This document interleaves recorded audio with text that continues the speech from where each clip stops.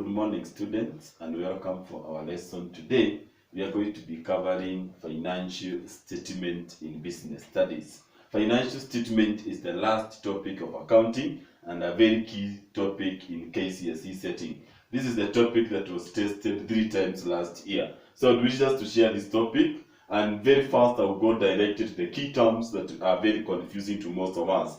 And the first term I'm going to cover is the term carriage outwards. What is carriage outward? These are expenses on sales. When you sell a commodity, you tend to offer after-sale services. The after-sale services are costly to the business. Those expenses, we refer to them as carriage outwards. Number 2, we have another term called the carriage inwards. Those are expenses on purchases. Many other times you go and buy a commodity, then you incur some transportation cost as you try to bring that commodity to your business. That cost is called the carriage inwards. 3, we have something called the return inwards. Return inwards, we refer to them as sales returns. What are sales returns? These are goods you previously bought, but you have returned the goods back to the supplier due to different reasons. Those goods that you have returned back to the supplier, they are referred to as the return inwards. The next term, we are going to refer to the term return outwards.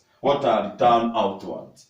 These are returns on purchases. These are goods you bought, then you have returned. Sales are goods you sold to somebody and that person has returned to you. Purchases are goods you bought and you have returned back to the supplier. Those are called return outwards. For example, you have bought some commodity, then you realize you don't need them. And you realize you don't need those commodities, you return them back to the supplier. That's something we refer to that as return outwards. I want also to cover a very key word called turnover. I'm referring to turnover, not rate on turnover. Turnover is the sales, the goods you have sold, minus the goods you have that have been returned back to you. Some goods you sell to people, then they return those goods back to you. That gives you the turnover, that is the sales minus the sales return. I want us to come now to the next part of our topic, which is called the trading account. I'm going to introduce trading account, then I introduce profit and loss account. Trading account, and very fast we go to the format of a trading account.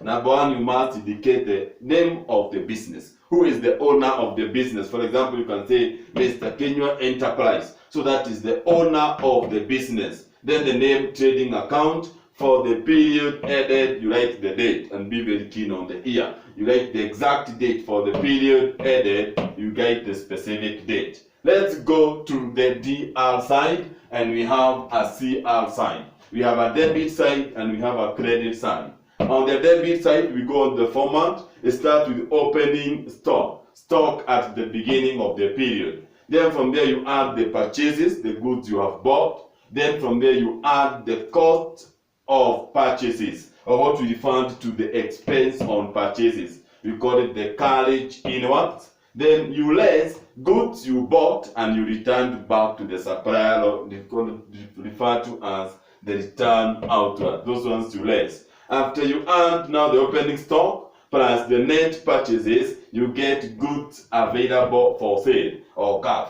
Goods available for sale. After the goods available for sale, then from there you less. At the end of the period, there is always a stock that has not been sold. So you less the closing stock. You less the closing stock. After you less the closing stock, you definitely get something we call cost of sales. You get the cost of sale or cost of goods sold. Cost of sales is the same as the cost of goods sold.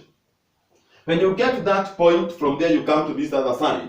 You get the sales. How much money did you get from the goods you sold? Then from there you all the return goods you sold, but they were returned to you. Those are the goods we say the return inwards. When you less those goods, so the one you have sales, from the sales you less goods you sold, but have been returned to you. Then you get the net sales. After you get your net sales, from there you are going to take the net sales, you less the cost of sales. You take the net sales, you less the cost of sales or the cost of goods sold. That one gives you gross profit carried down. And then after that, you total both sides. The DR sign should equal to the CR sign. And then because you had a gross profit carried down, definitely you are going to have a gross profit brought down. I want to be very keen here. So the gross profit is used during the is gotten by balancing the trading account. So you can have gross profit or you can have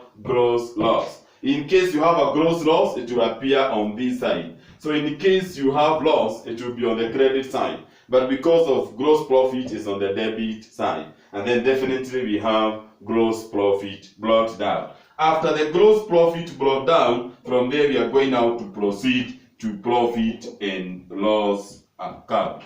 Thank you so much for that video. Let's meet during the next video on profit and loss account. Thank you.